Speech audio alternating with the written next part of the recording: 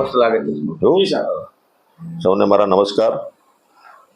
આજે ગુજરાતમાં જે શિક્ષકો માટેની જે ફરિયાદ ઊભી થઈ છે એમાં કેટલાક અંશે અમારા શિક્ષક મિત્રો જવાબદાર છે. હું સ્વીકારું છું કે મારા જે 98% શિક્ષક મિત્રો સારી કામગીરી કરે છે, આચાર્ય મિત્રો સારી કામગીરી છે, એમને અભિનંદન આપું છું, એમને શુભેચ્છા પાઠવું છું. પણ આ જે 2-3% જે શિક્ષક મિત્રો, 1% જે પોતાની ફરજ, પોતાનું કર્તવ્ય જે ચૂકી જાય છે અને અમારું શિક્ષણ વિભાગ જે બદનામ થાય છે એનું દુઃખ છે. પણ આપને કહેતા અમે એના માટે પણ કડક કાર્યવાહી કરી છે. નિયમ વિરુદ્ધ રજા પર રહેલ તમામ શિક્ષકો સામે કાયદાકીય પ્રક્રિયા અનુસાર જરૂરી કાર્યવાહી કરવામાં આવી રહેલ છે. આપને કહેતા મને આનંદ છે કે જે ફરજ મોકૂફીનો નિર્ણય અમારા વિભાગે અમે લીધો છે સંયુક્ત મળીને, માનનીય મુખ્યમંત્રી શ્રી ભૂપેન્દ્રભાઈ પટેલ સાહેબનો સ્પષ્ટ સંદેશ છે કે ભાઈ આપણે ખોટું કોઈનું ચલાવવાનું નથી. એટલે 134 શિક્ષકો સામે ફરજમાંથી બરતરફી સુધીના વિવિધ પગલાઓ અમે ભરી ચૂક્યા છે. 134 શિક્ષકોને બરતરફ કરવામાં આવ્યા છે.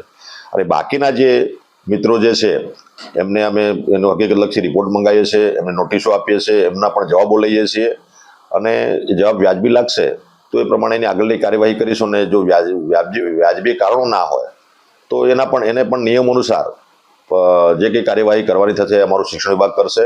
અને સાથે સાથે જે હાજરી બાબતની જે બાબતો મારા ધ્યાનમાં જે આવી છે, જામનગર હોય, સુરત હોય, એટલે હાજરી બાબતે પણ મારે આપના માધ્યમથી મારે બધાને જણાવવું છે કે હાજરી એ ઓનલાઈન પૂરાય છે એવું જ નથી.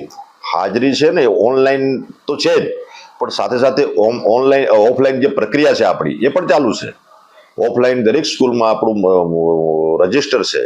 અને જે શિક્ષક મિત્રો 11 થી 5 નોકરી માટે જાય છે, 10:30નો ટાઈમ હોય છે આપણો, 10:30 પહોંચે, 10:30 સાઇન કરે, ટાઈમની નોંધ મારે, બપોરે 2 વાગ્યે પછી ફરીથી એમને જે 2 વાગ્યા પછી ફરીથી એમને ટાઈમ લખવાનો હોય છે. સાંજે છૂટતી વખતે પણ 5 વાગ્યાનો ટાઈમ એમને નાખવાનો હોય છે. આ ઓફલાઈન પ્રક્રિયા અમારી આજની તારીખે ચાલુ છે. અને સાથે સાથે ઓનલાઈન હાજરી પણ અમારા જે CRC અને આચાર્યશ્રી અને BRC સુધી એ પહોંચેલી છે કે અમારું વિદ્યા સમીક્ષા કેન્દ્ર સુધી આ ડેટા પહોંચતો હોય છે. અને શિક્ષક મિત્રોની હાજરી સાથે સાથે આપણા વિદ્યાર્થી મિત્રોની પણ હાજરી આપણે આ રીતે લેતા હોઈએ છીએ. આનાથી આમ તો સવિશેષ જે શિક્ષકોમાં નિયમિતતામાં જે પ્રમાણ છે એનું વધ્યું છે પૂરા ગુજરાતમાં, એનો પણ મને આનંદ છે. હા, આ બાકી કેટલીક જગ્યાએ જે ખોટી રીતે કોઈ હાજરી પૂરી હશે, ઓનલાઈન ડેટા અપલોડ કર્યો હશે, પણ એનો ફાયદો એ થયો છે પૂરા ગુજરાતમાં કે આ વિદ્યા સમીક્ષા કેન્દ્રના માધ્યમથી જે ઓનલાઈન હાજરી પૂરવાની સિસ્ટમ આવી તો થોડો એનો બેનિફિટ થયો છે. કેટલી જગ્યાએ જે લોકો છેવાડાના વિસ્તારમાં, અંતરિયાળ વિસ્તારમાં નહોતા જતા, ગમે ત્યારે હાજરી માસ્ટરમાં લખીને ટાઈમ લખી દેતા હતા, એ ઓનલાઈન હાજરીના પ્રમાણમાં ઓનલાઈન હાજરી જે શરૂ કરી એ સમય અંદર ટાઈમ જાય છે. એટલે એના માધ્યમથી એમાં સુધારો થયો છે. પણ તેમ છતાં કેટલાક આ જે 1% જે શિક્ષક મિત્રો છે અથવા આચાર્ય મિત્રો છે એ નાની મોટી ક્ષતિ કરતા હોય છે, અમારા ધ્યાન પર છે. આવનારા સમયમાં આ જે નાની મોટી ક્ષતિઓ જે અમારા શિક્ષક સમાજ તરફથી, અમારા કેટલાક શિક્ષક સમાજ તરફથી, કેટલાક આચાર્ય મિત્રો તરફથી થઈ રહી છે, એ બધી જ બાબત અમારા ધ્યાને છે. ને એનાથી વિશેષ બીજી બધી બાબતો અમારા ધ્યાન પર આવી છે જે અત્યારે મીડિયામાં નથી, આપણી પાસે નથી. એ બાબતો અમારી પાસે જે કે અમને ધ્યાનમાં આવશે, જે સારું કરવાનું છે, સાચું કરવાનું છે, વિદ્યાર્થીના હિતમાં નિર્ણય લેવાનો છે, શિક્ષક મિત્રોના હિતમાં નિર્ણય લેવાનો છે, બધા જ નિર્ણયો અમે લઈશું. અને શિક્ષક મિત્રોને ફરીથી મારી નમ્ર અપીલ છે કે આપણી આ સામાજિક જવાબદારી છે. વ્યક્તિ નિર્માણ, પરિવાર નિર્માણ, સમાજ નિર્માણ અને રાષ્ટ્ર નિર્માણનું આ કામ આપણને મિત્રો મળ્યું છે. આ એક સેવાનું કામ છે, એક શ્રેષ્ઠ વ્યક્તિનું નિર્માણ કરવાની આપણી જવાબદારી છે. એટલે ફરીથી મારા શિક્ષક મિત્રોને મારી નમ્ર અપીલ છે કે આવું આપનાથી આવું કામ ના થાય. આપણે સમાજનું નિર્માણ કરવાવાળા માણસો છીએ, રાષ્ટ્રનું ઘડતર કરવાવાળા માણસો છીએ. આપણે માન સન્માન મળી, આપણે સમાજ આપણને માનથી જુએ છે, સન્માનથી જુએ છે.